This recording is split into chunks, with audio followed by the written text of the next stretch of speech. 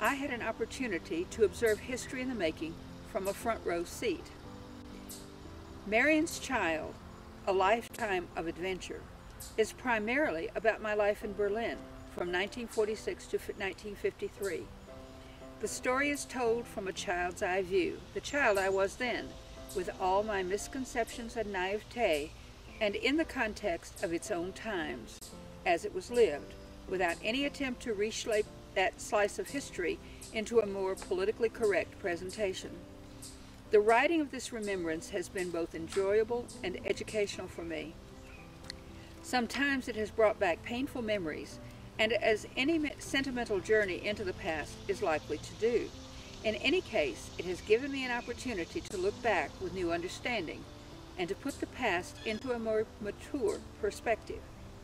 When I first went overseas, I was quite unprepared for what I would find in the wider world beyond the reach of my own country and my own experience. Initially, it was quite a shock. Yet the experience was broadening on the whole, and I wouldn't have missed it for the world. Where Hitler Died.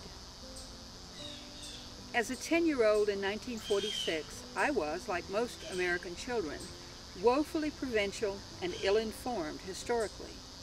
Yet I had some sense of history, and our friend Howard Denby was an excellent teacher.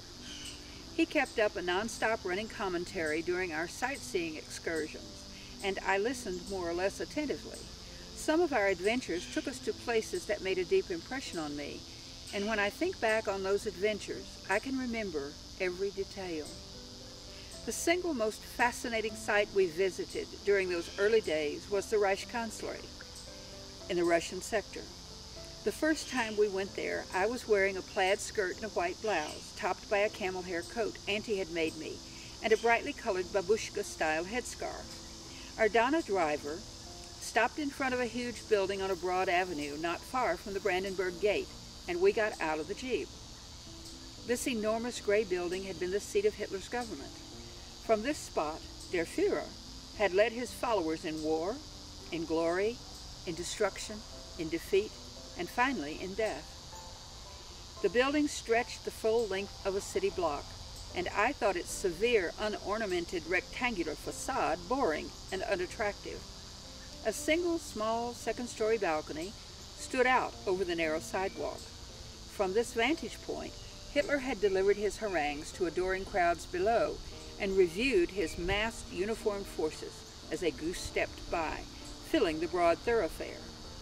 Heil Hitler, they had shouted, their arms raised stiffly in a characteristically brusque Nazi salute. My attention was drawn to the merest flash of movement on the balcony at the corner of my eye, and I looked up. Why is the balcony in shadow when the rest of the building is so bright in the sun? I wondered. A small dark cloud seemed to gather in the space between the balcony's rail and the French doors, now jumbled and broken, that gave access to the building's interior. I blinked, and it was gone. The balcony was sun-glare white, like the rest of the structure that supported it. The square was a singularly ugly place, deserted, but for ourselves and an old man nearby who hoped to sell us war souvenirs from his rough wooden pushcart. An air of despair seemed to shimmer around him, like a flowing veil of weeping that rose and fell softly in the light breeze. Suddenly, I realized how cold the day was, and pulled the collar of my coat up around my face. Every now and then I felt woozy, as if I might fall asleep. Howard led the way, and we entered a long, dim hallway with tall columns, fitted with exquisite crystal chandeliers and wall sconces. The chandeliers were easily twice as big as I was. There, for the first time, I got an inkling of the grandeur and loveliness of Berlin as it must once have been. The great hall with its marbles of pink, white, red, cream, green, and black stretched almost farther than I could see. Even the rubble and dust could not obscure its splendor. It made me think of ballrooms filled with dancers that I had seen in the movies. I closed my eyes and could almost hear the orchestra playing Strauss waltzes. For a moment I let myself get caught up in the vision and danced into the past. I saw myself whirling with the others awash in a sea of crinolines and in old-timey evening clothes. What a lovely room it was, and how sad to see it in such disgrace. I had gotten carried away by imagination, of course. Then suddenly the antique finery I had conjured up in my mind's eye blurred and melted, like watercolors washed off a white page. Instead, there came a vision, not entirely of my own making, in which I saw more modern uniforms, German from the war uniforms. The fine hairs rose on my arms and neck, as if to a charge of static electricity. The hall was empty. The bomb damage had strewn rubble across the marble floors, yet I could see people in it also, as they must have been. Their faces were all alike, each fixed in a wide-set grinning smile, topped by eyes that didn't smile at all. I blinked and shook my head to clear away the crazy thoughts that kept coming to me.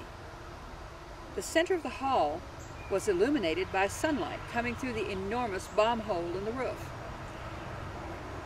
The tinkling crystal prisms of the wall sconces moved in a little downdraft bursts of wind, casting dancing rainbows on the veined marble walls. Directly beneath the round patch of sun and sky yawned a huge black hole that I had no wish to get any closer to.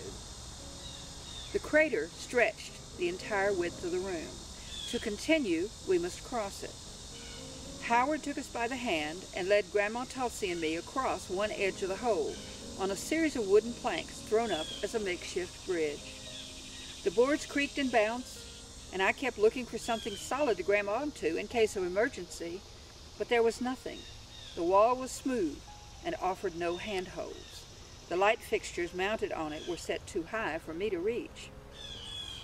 When we had safely crossed that awful pit, and the unspeakable dangers, such as the possibility of an unexploded bomb that might lie in its depths, I bent down and picked up a fragment of pink marble from the loose rubble strewn on the floor.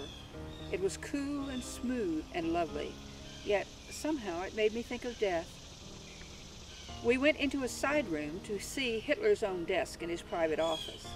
It was easily the size of a pool table. The Russians had already emptied the place of small articles and most of its furniture by the time we got there, but the desk was too big to go through the door. They would have to take it apart when they came to take it away. Howard said they were taking everything away, and he was right.